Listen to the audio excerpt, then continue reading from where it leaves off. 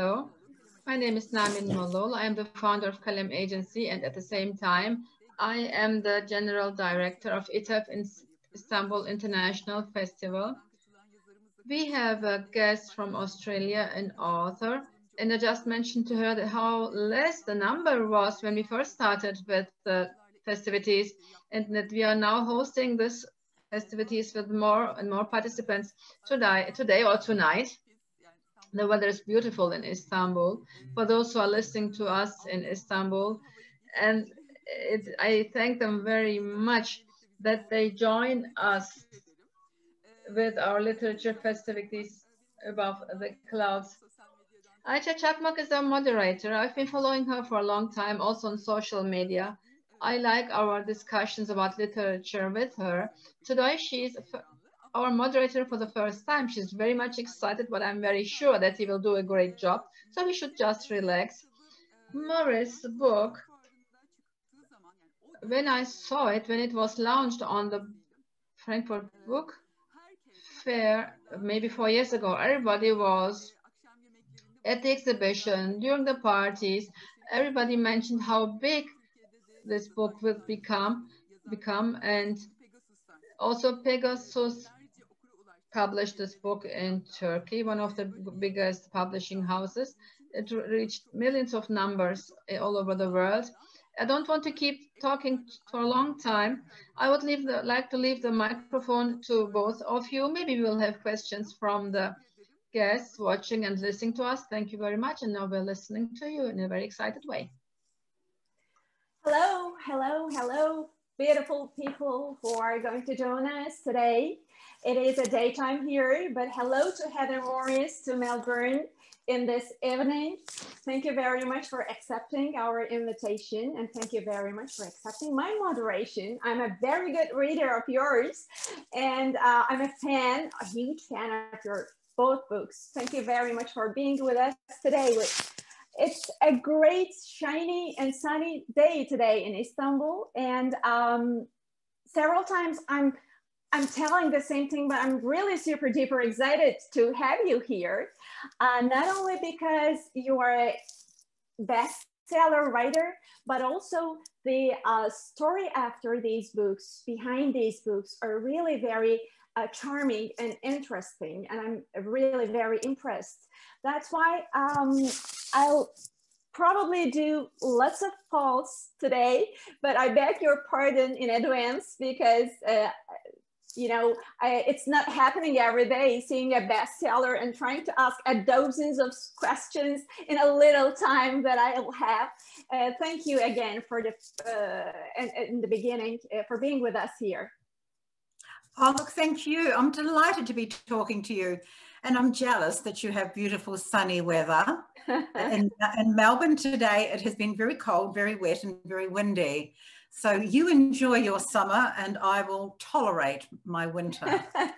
Well, we had a tough winter too, so we now deserve this summer, and we'll send our sunshines to you. I hope you'll receive them tomorrow. Thank you. Okay. Now, one day you met with a friend of yours for just having a cup of coffee, a casual meeting it was. And right along the meeting, she just said, by the way, and everything started, as far as I understood from your interviews that I watched since few days. But I just want to know the real story, which had affected you most, because you didn't know what you were going to talk about when she insisted, but she offered you to meet one of her friends for just telling a story about his mother and father. So how did your first published book, which is Tattooists of Auschwitz, born? Yes, look, the first day I met Lally, I did not know why I was going to meet him, other than he asked to meet somebody who wasn't Jewish, who he could tell a story to. I had to tell him, and I was embarrassed how little I knew about the Holocaust when I found out that he wanted to tell me a Holocaust story. I was embarrassed about that. My small town New Zealand education, it really didn't teach me very much at all. But as far as he was concerned, that made me the perfect person to talk to, because he knew that I would have no story or family story of my own, that I had no baggage that could in any way interfere with him telling his story. So it was a wonderful first meeting, but I still didn't know whether or not he had a story worth telling. But right after that, he started to tell you the story. And did you feel yourself gifted to listen, the first listener of, being a first listener of this story, this very charming, interesting, but at the end, heartbreaking? And I just want to ask you that. How would you describe your book and this story? Heartwarming or heartbreaking? Oh, I think it's uplifting, it's heartwarming, it's inspiring. It's a love story. Now, who doesn't love a love story? But initially, of course, there's so much pain and trauma that goes with it.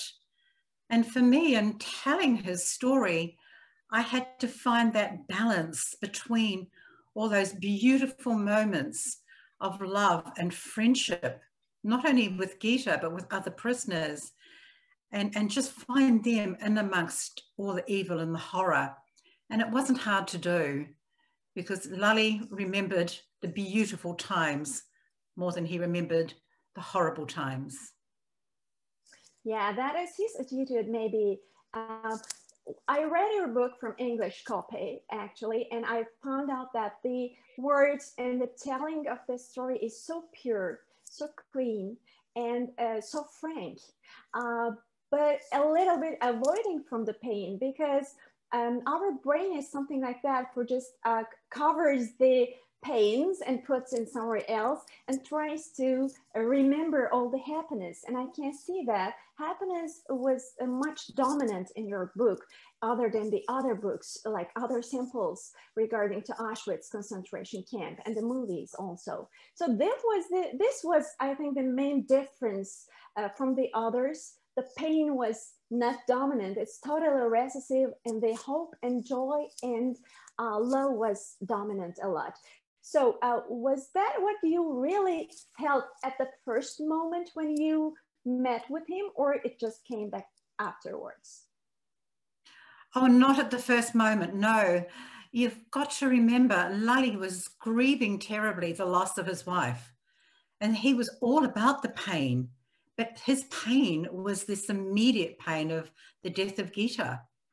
And it wasn't until many months, as I started to get his story, that he switched from being so sad and so terribly grief-stricken that he wanted to tell the story of the love and the happy times. So no, initially, definitely it was all the grief and the pain and the trauma. Well, okay, let's step back for a while, and just for the people who haven't read yet the book, let's just say a little bit summary. The story is mainly based on the true story of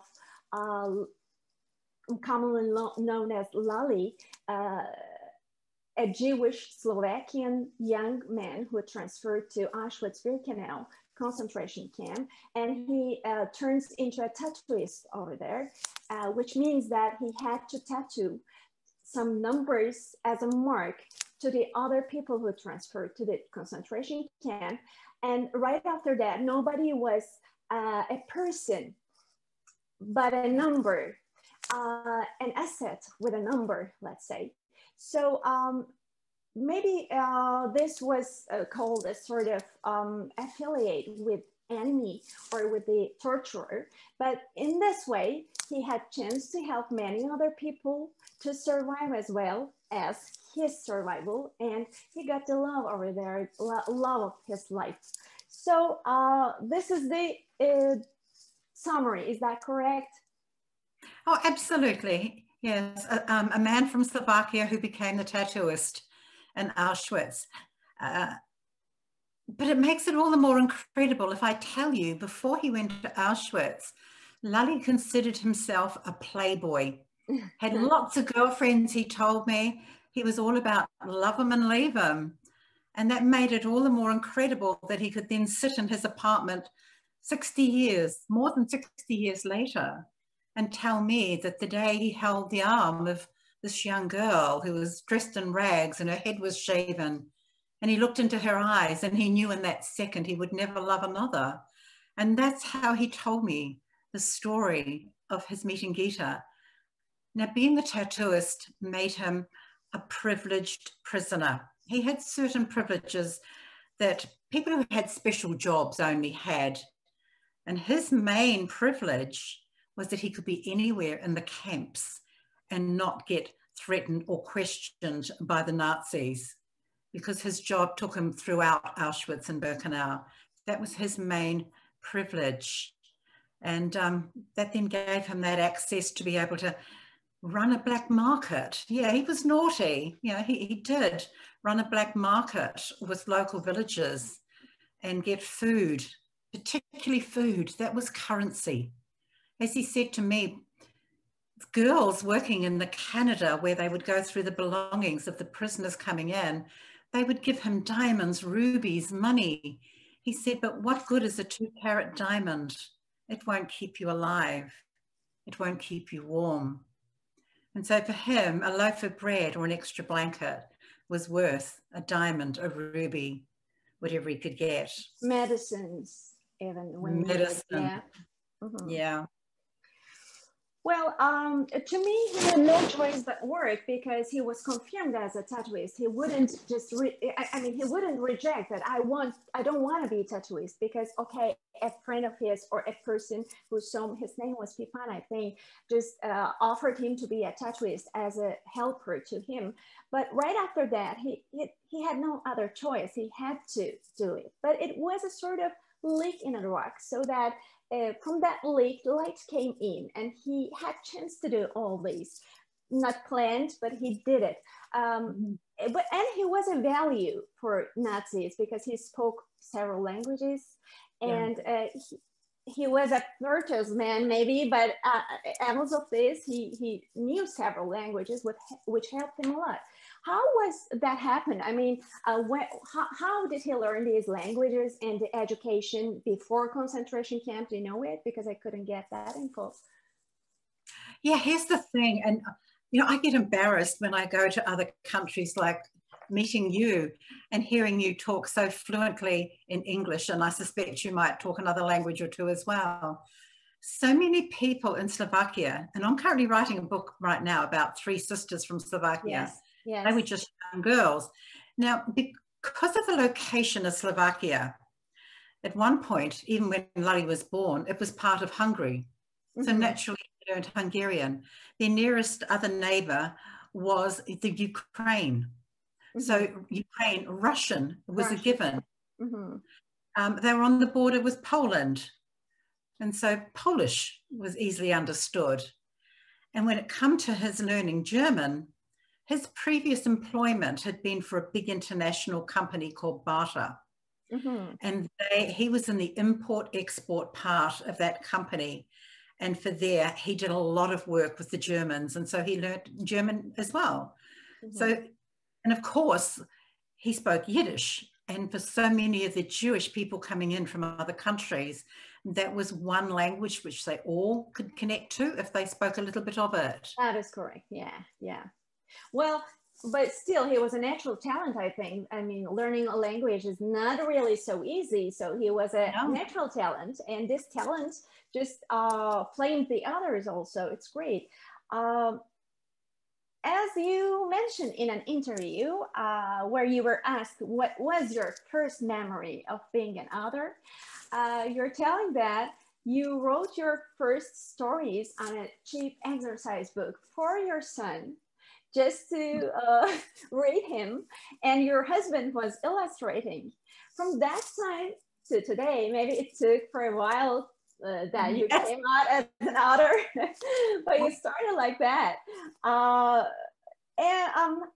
I just, you know, I'm sure you wouldn't think that a Slovakian young man's memories would make you a bestseller and a famous writer in all over the world ever. But do you think that, I mean, in this story, Lale and Gita survived with their love, with their pure love and endless and infinite love. They did for each other everything that they could, whatever it costs for.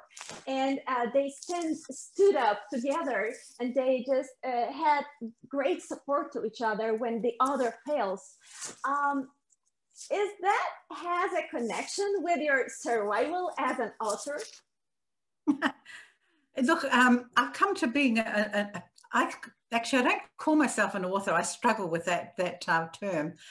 I have always been, according to my family, a storyteller.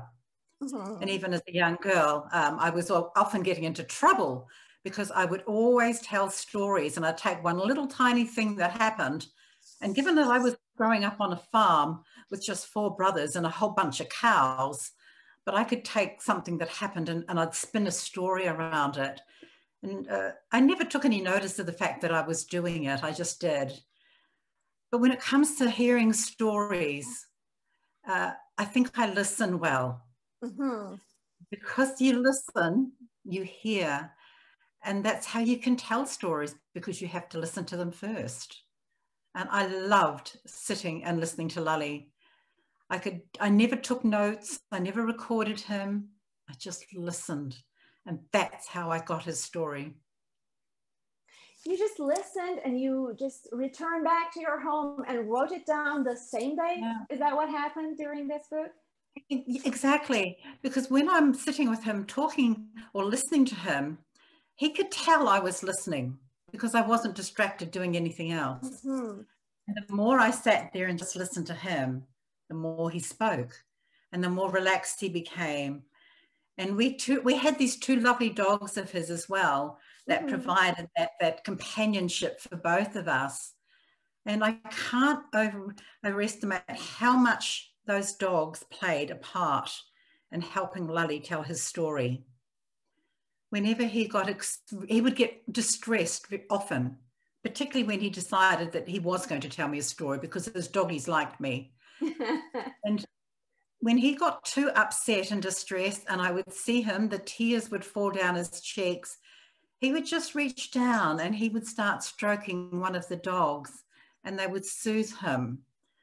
And then there were times when I started getting distressed at what I was hearing, because it was an awful lot for me to hear. You only have about 30–40% of what he told me in the book. But those mm-hmm. dogs too played a part in comforting me. And Lale comforted me too. Yeah, I just watched a video just for promoting or for explaining this book. Well, actually, it wasn't a book at the beginning. Yeah, you wrote it for a screenplay, and then it turned out a book. And Lale never saw this book, right? No, he didn't, because yes, I wrote it as a screenplay. He saw many drafts of it as a screenplay. And so he totally approved of the way it was told. At one point, a production company here in Melbourne were going to try and make it into a film, but that never happened. But he was working with the producers and the directors and very involved in having his story told. So when I did decide to write it as a book, I just adapted my own screenplay. You have just an adaptation. Mm-hmm. Which is why I'm told occasionally it still reads a little bit like a screenplay. Mm-hmm. Mm-hmm. But did you ever talk about turning it into a book also with Lale? I mean, was that an idea during your conversation with him? No, because I never thought I could write. It never occurred to me that I could in any way write his story as a novel. To me, authors are somebody who they're somebody that I didn't even aspire to, because I never thought I could do it. So but you know what no. happens when I read the book? It was just a movie. It flew in front of my eyes. That is the reason probably you just tingle the imagination of the reader. And so and of course we saw lots of movies about Auschwitz. We can imagine the buildings, the striped outfits with the shaved heads and terrible looking people because of starving almost. So when I put your novel on it with that imagination, I could even figure them out all. So that is because probably your screenplaying is great. As I haven't read any, but I'm sure that, or I haven't watched any of yours, but I'm sure if we can watch it, we'll be very much pleased. Is there any project like that right now? Well, I'm just coming back on what you were saying. Yes, the book is very visual because it was written to be filmed, even the book. But I am delighted to say that it is being turned into a 6-part miniseries. Oh, so it'll actually, yes, in the UK. So unfortunately, COVID interfered with the filming last year, but hopefully we'll get back on track and we'll have a 6-part miniseries. Yeah, coming to the small screen, the TV screen. It's okay. I mean, we can make it big anyway. Yes. So, right after Tattoos of Auschwitz, you followed the book Cilka'n's Journey. I mean, you wrote it. And then right now you're working on it or publishing almost the Three Sisters. Do they stand alone as well? I mean, as a reader, I would prefer to read it in according to this line, but as the author of these books, do you recommend to the readers to follow the reading? I mean, first Auschwitz of Tattoos and then Cilka'n's Road, because they're having a connection, of course. And what do you recommend? Probably reading them from Lali's story, then Cilka'n's, and then the Three Sisters. But I tried to deliberately write Cilka'n's story just to stand alone. And I've done the same with the Three Sisters. It can stand alone. But yeah, Cilka and Lali are in the Three Sisters book because they were. And just like Cilka''s story has Lali in it.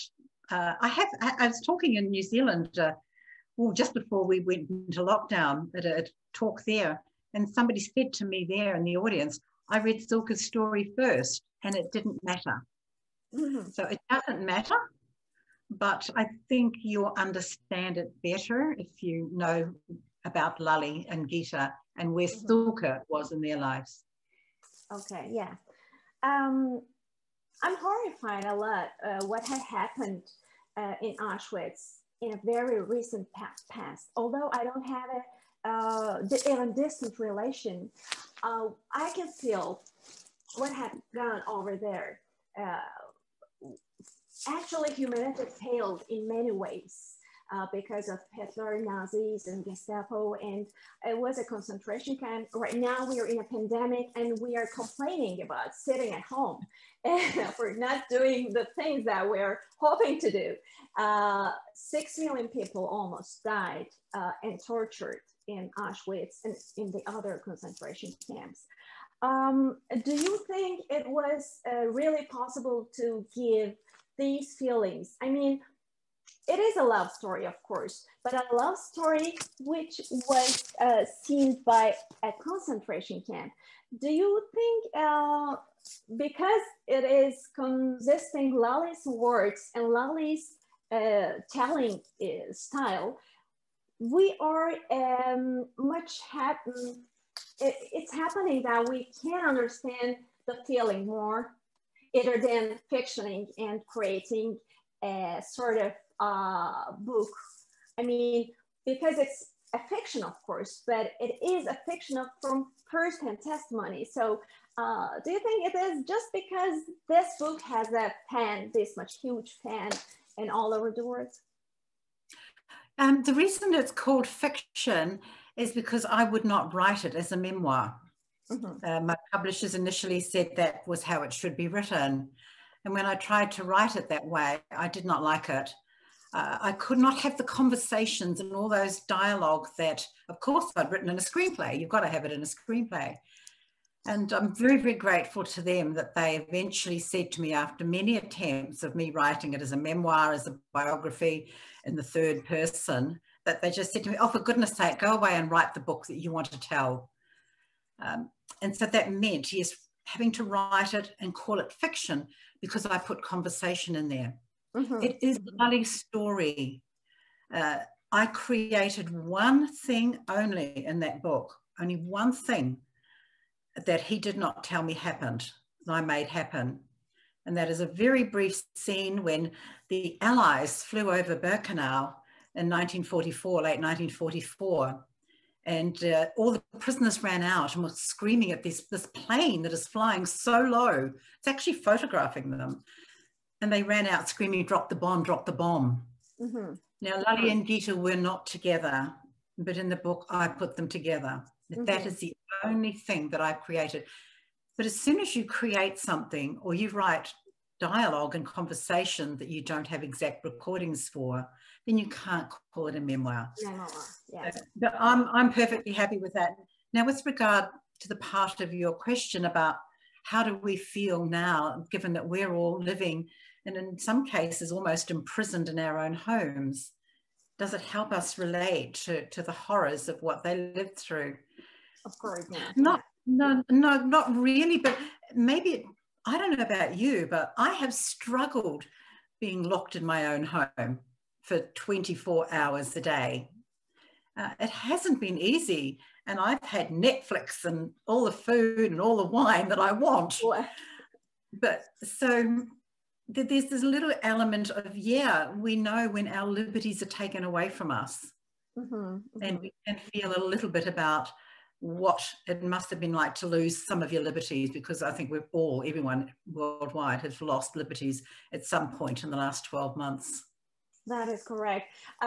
While your researches and your conversations, did Lali or did you find some other lovers that have survived? Maybe not in the same way Lali and Gita did, but did you find, did you met with some love affairs in that concentration camps, or they were the unique ones? No, this has been a beautiful thing. Many people I've met in the US and in Europe have said to me, older people, their age, well into their 80s and 90s, I met my husband in Auschwitz too. Oh, really? Or they said to me, my parents met in Auschwitz. So I meet the children. It's been more meeting the children of the survivors who said to me that their parents also met there. You've got to picture this place as being like a big town. There would be up to 100,000 prisoners in Birkenau. Mm-hmm. 100,000 people in this camp, and only a couple of hundred guards. That's all they needed. And so, of course, they mingled. Of course, they got to get to know each other. Of course, they looked for support from other people, and of course, friendships and relationships existed. So they were only a sample story, but there were many more. Yeah, I don't know how many more, but I've met them. The love saved more lives. Yeah. Yeah. Okay. And they all have that. They all have that beautiful ending, like Lali's too, because the men and the women got separated on death marches, of having to find each other after again. So many of them said, you know, one of them, she came from Poland, and the boy that she fell in love with, he came from Czechoslovakia. They would agree before the end of they left the camp to meet at a certain place. And so, yeah, they all then had to go and find these people they fell in love with. By the way, just not partners too, but just deep, deep friendships. Oh, yeah. Well, this hope, which is flamed by love, or love flamed by hope, wasn't it so hard? I mean, the horrible situation in the environment and not any freedom, even though Lali had some privileged treatment, still he didn't have any freedom, and still he was under restriction, of course. So how do you think he kept his hope when he even didn't know what will happen next day or within the next 5 minutes. What was the reason he kept his hope, but the others, many others couldn't? I think part of it was his personality. He was a very, very, well, he was opportunistic. As he said to me, he never took a step anywhere without looking around to see where's the danger, where's the enemy. He was a very positive person. He had that to his personality to begin with. Now, Gita didn't have that. Gita was, we're not going to get out of here. We aren't going to survive this. And she was doing a different role in Birkenau. And for her, she was just seeing and crossing off the names of all the people who had died not died, they were murdered. You know, say it how it was. That's correct, yeah. So for most of it was his personality, and also that deeply, deeply driven drive to be able to hopefully get back to his family. He never knew what happened to his parents. I found out after he had died that they had been brought to Birkenau. They were there right where he was, and they were killed immediately they arrived. He never knew that. He died not knowing what happened to his parents, and I think that's probably a good thing. But for him, it was all, I have to survive to get home. I have to find my family. And that's also what drove Cilka. I need to find my family. Now, I'm giving you a little bit away about the 3 sisters, but I don't mind. These 3 sisters, they had to survive giving hope to each other and clinging to each other because they saw their mother and grandfather being marched into the gas chamber. So when you can think that all their hope of finding family outside the camp was gone because they witnessed that. And so for them, it had to be just drawing on each other. And I'll stay alive if you'll stay alive. Because they had nothing. They knew they had nothing to go home to. So very different. Yeah, that is correct. I mean, the personality is very important, and there's a reason to keep hope. And he had a very great relationship with his mother, wasn't he? So that affected probably his approach. Well, right after Tattoos of Auschwitz, you followed it with Cilka's Road, and right now 3 sisters. Did you know anybody who were tortured, imprisoned, or tagged, or returned from a concentration camp, or anybody like this who had hard times? Did you know, I mean, in Australia before meeting with Lale? I didn't know anyone beforehand, no. But through Lale, because he was very involved with the Jewish community here in Melbourne, and you know, Australia had the 2nd largest number of Holocaust survivors come here outside of Israel. So there were many of them there. Sadly, there's not so many anymore. Of course, they're dying. But while he was still alive, and once he got through that first sort of, 4 or 5 months of stabbing, painful grief of losing Gita, he decided to reconnect with the Jewish community that he had been part of for decades. And he asked me, would I go out with him the first time he wanted to go to well, it was an event with other Holocaust survivors. And I did. And the bugger, we walked into this room and he stood there as everybody turned around and squealed out his name, so happy to see him because they hadn't seen him for months. And he just turned to them all, took a bow, and he said, pointed to me, and he said, "She my girlfriend. Hey, ladies, you look after her. I pick her up on the way out." And so I would get sent off, and I then ended up being his girlfriend. He and my husband had an arrangement. And, I would go to many events where I got to spend time with many, dozens, hundreds of Holocaust survivors here in Australia, thanks to Lale, and hear their stories and hear their stories about Lale and Gita in Birkenau too. Well, isn't it weird? I mean, if Gita hadn't passed away before Lale and this book and the story behind it, even we weren't here in this festival talking about this, because Gita Gita didn't want to talk about this with third parties, isn't that correct? She wanted to keep it to themselves, and only in bedroom, two of them would discuss. Is that correct? And this is, what is chance, do you think? I mean, because Gita passed away before Lale, we're right now here. Is chance something that is given to a person, or is chance is a sort of response what life brings?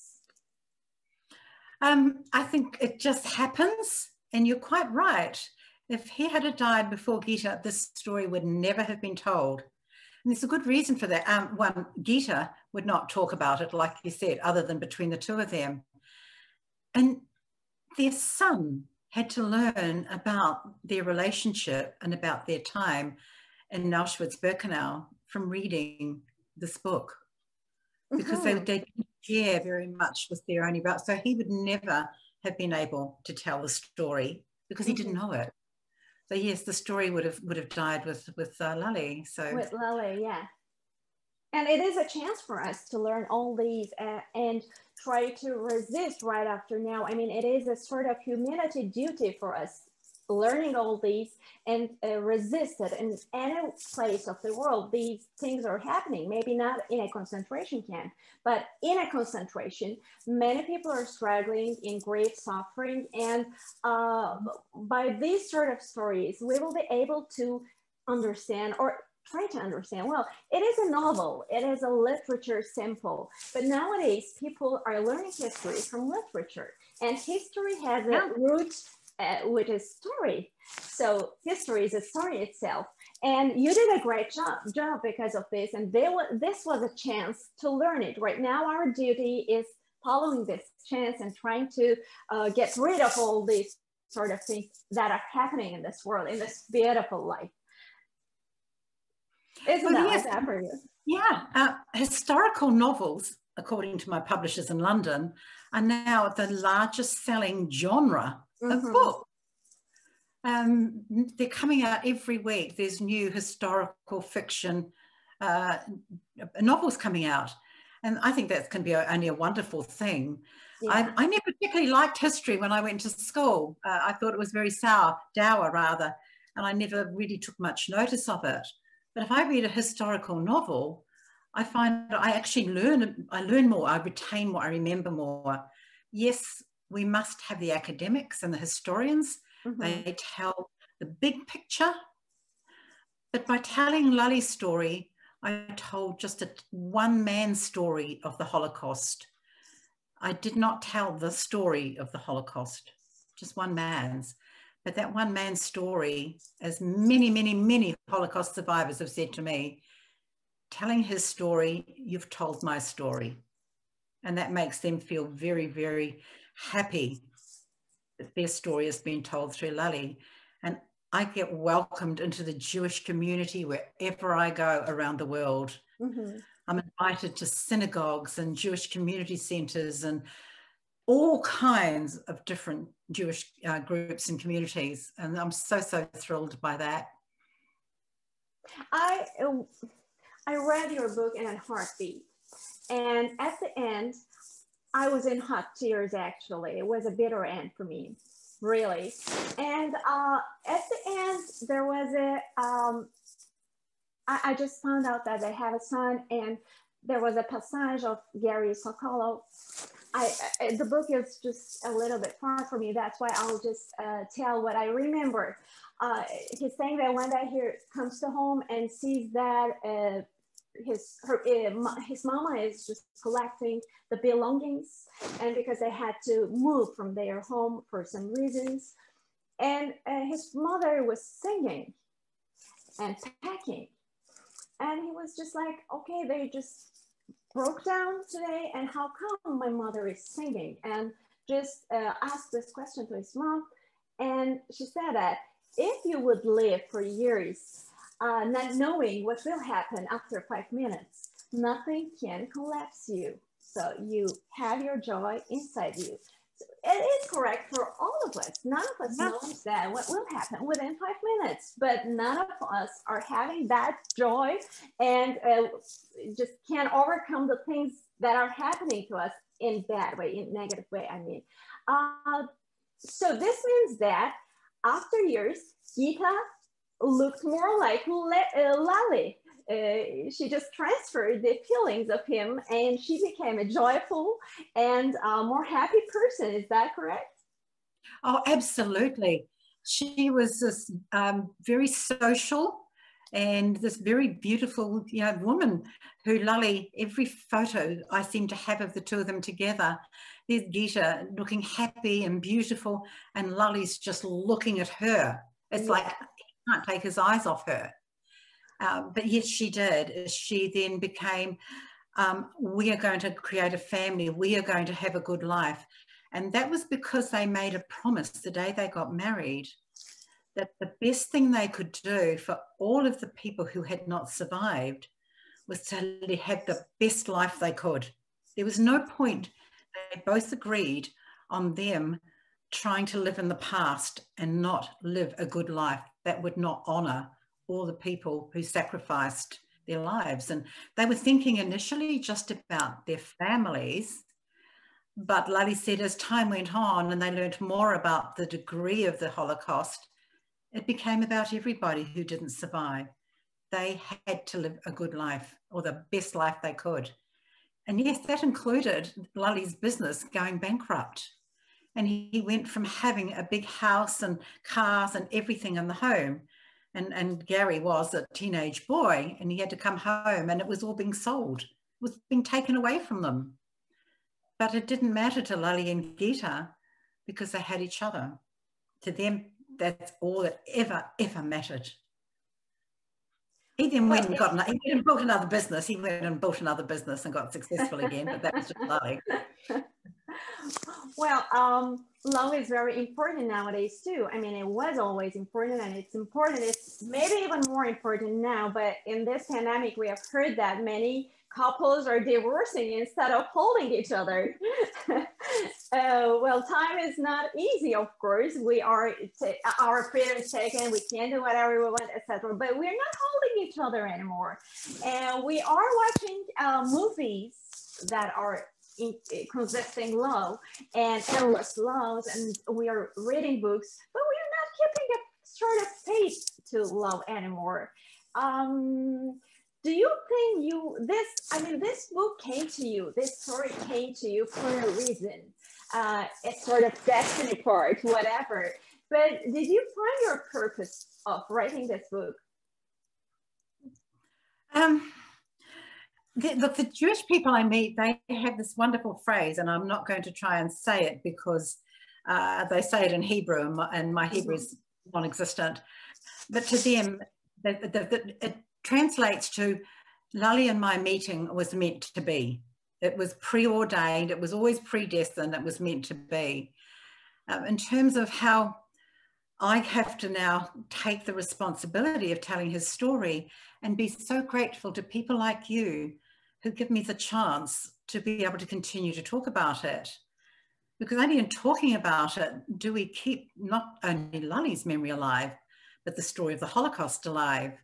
And one of the great things that I'm really, really proud of here in Australia and also in the United Kingdom is that the book has been put on the school curriculum in the school here. And so it is now being read and by all the school children aged in that sort of 15, 16 age group. And I spend a lot of time now either visiting schools when I'm not in lockdown or doing Zoom talks. And young people want to know, but they want to know about it from the perspective of a couple their age. And let's face it, Gita and Cilka and my three sisters, they were 15, 16, 17. And these kids can relate to that. Yeah, it's fantastic. That's fantastic. Well, after Three Sisters, do you plan to continue about this concentration camps and some sort of these stories? Or what will your novel career go on like? Look, I'm not really sure. One of the things, just like the Three Sisters, I got that story because of Lali's story. Okay, that's how I get stories. People read my books and they contact me and say, I've got a story too. Mm-hmm. And I've had many people from all around the world contact me with incredible stories. Really? And I get to choose. How lucky am I? And which is why the Three Sisters has come about. I was in South Africa and I got an email from a man who lives in Canada. And he just simply wrote to me and said, I picked up your book in Canada, Toronto Airport, and read it flying to visit my mother in Tel Aviv. Now, Canada has the same cover as the Australian book. And if it didn't, I would never be telling the story of the Three Sisters. And he left the book on his mother's coffee table the next day because he was reading it. And it's just a black book and it's got 2 arms on it. And it's got the numbers on the arms of Lali and Gita. And this man wrote and told me in this email, my mother looked down at the cover of the book and just said the words, that must be about Lali and Gita.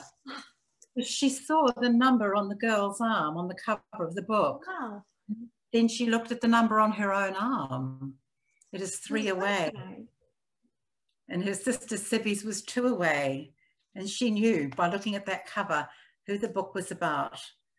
And from that email I got in South Africa, written by a man who lives in Canada, I'm now telling the story of 3 sisters who live in Israel. So you don't have a plan, but it depends. I mean, if, it depends. If some stories will reach to you, you will continue in this way. I mean, this one hasn't been released yet. There'll be a lot of marketing and publicity to do in a lot of countries, including your own. Including us, great. Great to hear it. And I want to do that because I lost the chance to do it for Cilka. I was in the US last March, last year when the pandemic hit.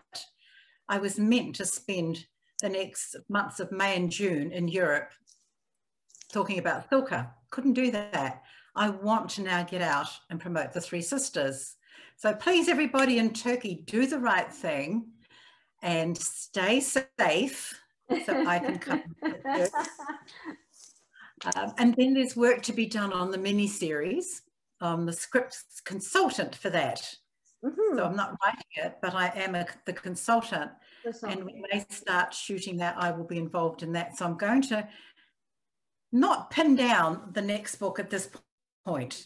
That's a long way of telling you that I don't know what I'm writing, isn't it?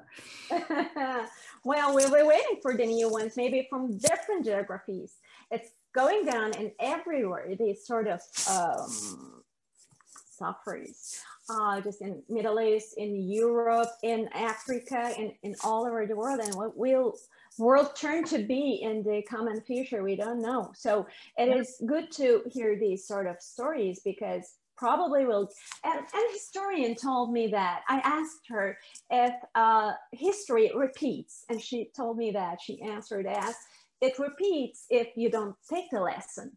So for taking the lessons, we should read more novels because people do not read history from the history books. Novels are more enjoyable, more fun, and more realistic than the history books. In none of the history books, we would read few sentences about love of Gita and Lali. But in this way, we will never forget what had happened over there. That's why you remember stories written like this more than the history books. Yeah, in this way we remember. Well, I have a few more questions about this, but I just want to learn if, what really, I mean, you listened to Lali first. You listened, and then what was your breaking point? I mean, where did you understand that you should write this story? I think it was when Lali started telling me parts of his story that he kept to himself. It was probably 6 or 7 months after I met him. And I was seeing him 2 or 3 times a week because he kept telling me, hurry up and write my story because I need to be with Gita. He did not want to be with me. Now, he wanted to join Gita. And we got to this point one day where he did not say that to me. And it was the day that the doggies came and let me throw the ball for them and let me take the ball out of their mouth. And at that point, when he started emotionally breaking down, and he hadn't told me about Cilka, he hadn't told me about his time living in the gypsy camp. Mm-hmm. These were the really, really painful parts of his story to him. Not what was happening every day, not about what was going on between him and Gita. He could talk about that, but the painful things with the gypsy people, what happened to Cilka, a lot of the storylines about Mengele that are not in the book. I did not put many in there at all. He was with him nearly every day for months. That's right, yeah. But when he started telling me those, that was when I suddenly realized, oh my goodness, I'm sitting here with living history. This man is living history and he's telling me his story. And that was when I knew I now have a responsibility to him to hear it out and to be able to record it the way he wanted it recorded. And that's what I tried to do. Well, as I learned, you have never been in Turkey before, but while your research about this book, because you had to do some readings also, not only regarding Tulalis records, but of course, I'm sure you did a lot. Did you ever had something related to Turkey for those period of Holocaust? Did you, was there mentioning in any part, either or in your researches, did you find anything about Turkey? Because we didn't take part in World War II, but our geography is so close, and we had another sort of outstanding on those years. So did you find any sort of information? It didn't seem to be that there was large numbers of Jewish people in Turkey that were in any way taken to concentration camps. I got details of the countries and the numbers of people that got taken, particularly into Auschwitz-Birkenau. That was the only one I was looking at. But no, that part of the war that I look at, which is the Holocaust, I did not find links directly to Turkey. I'm sure you understand that my connection to Turkey in terms of conflict is in fact the First World War. And but actually we celebrate Anzac Day, which is a day very, very deeply personal to everyone down here in Australia and New Zealand, and equally to you. Yeah, that's right. We're each year just having Anzac here. I know that. But on those years, Turkey was a very young republic, and our founders were the kind of Turkey, lots of Jews, Jewish people went to Turkey to establish the arts, the science, and different sites. And then Hitler and Nazis asked them back. And Nazis said that no, we won't take them back. Hitler told that I will give others, the better ones, give them back. And a 10-year-old republic founder told that no, I don't want to give them back to you. And he didn't. That's fascinating. That is fascinating, and he didn't give them back.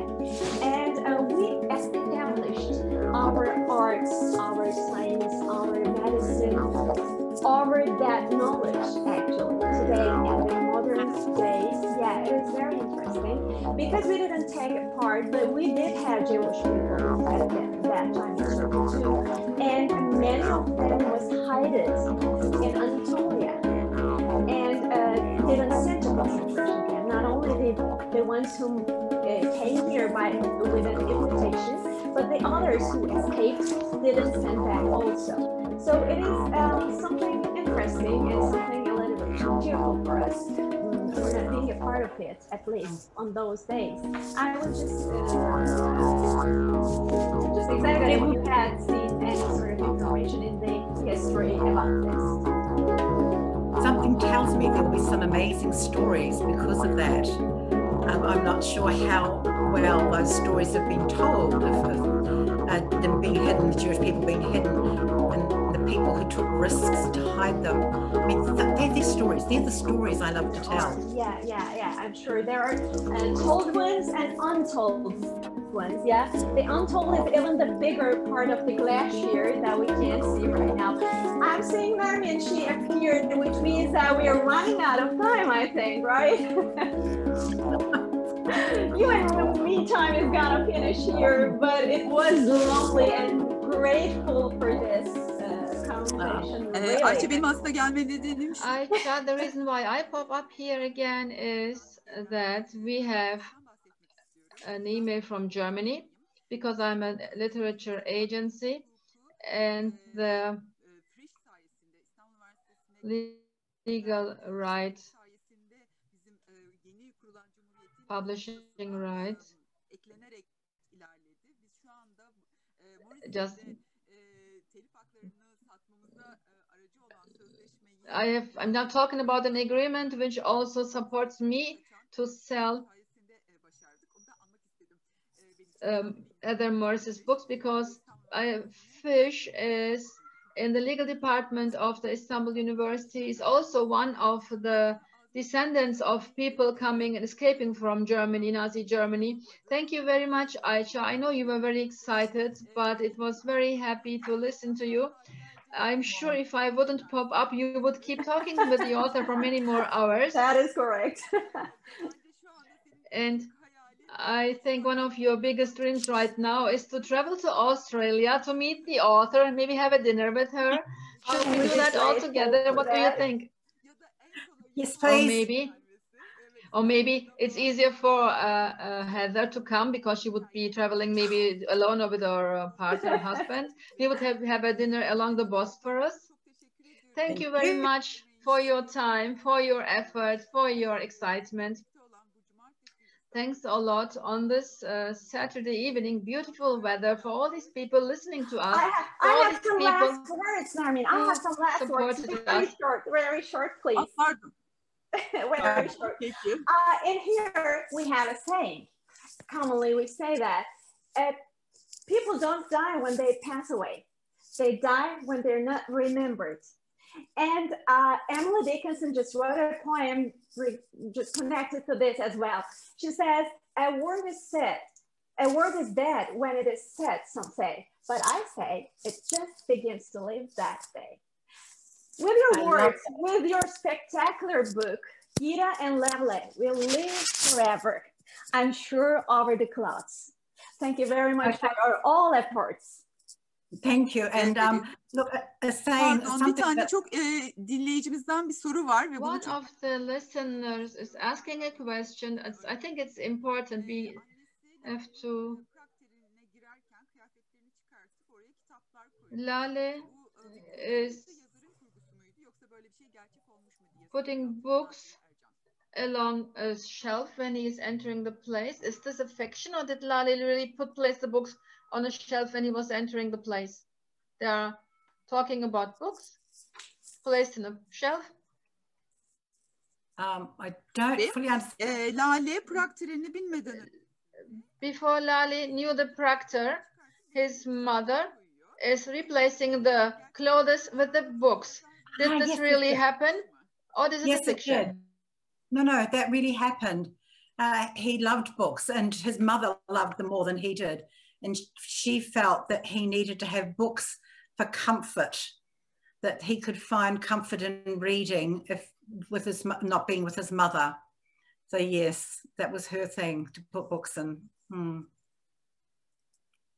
Ne kadar güzel bir edebiyat festivalinin etkinliğinin kapanış cümlesi de bu. Evet, kitaplara ihtiyacımız var. This is very important to say. We need the books. Books are our foundation. Books are our essential needs. And best regards to everybody who is preferring books. And we would like to see you tonight at 8 o'clock again. Bye-bye. Thank you. Thank you for everything. Bye-bye. Oh, thank you, darling. I'll come and see you. Yeah, I'll be waiting for you. Okay, bye-bye. Bye-bye.